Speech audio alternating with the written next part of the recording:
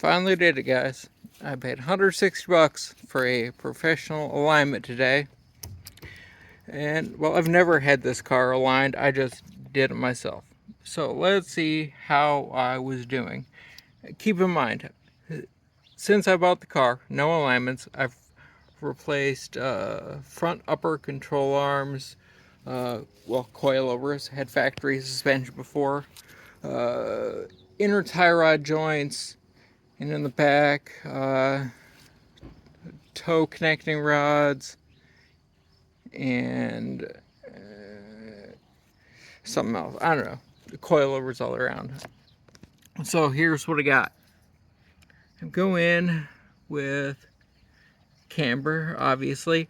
Well, because I can't really afford to get any more on.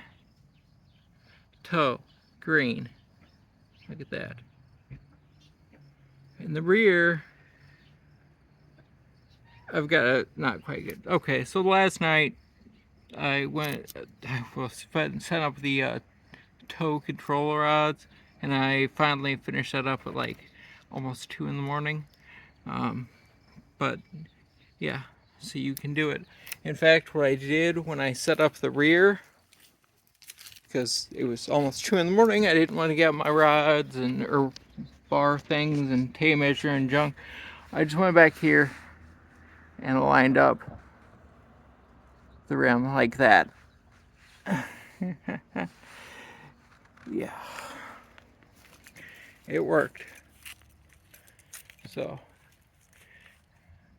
the homemade, and the camber. For that, I actually did not have any numbers to say what it was. I just hold a level there and then measure the distance between the top edge of the rim. Well, I've hold the level to the bottom edge of the rim and then straight up and measure the distance to the top edge, and kind of with that in the rear. In front, I just made it as straight up as I could. I can't roll it like I did in the rear because I want to keep the fender liners.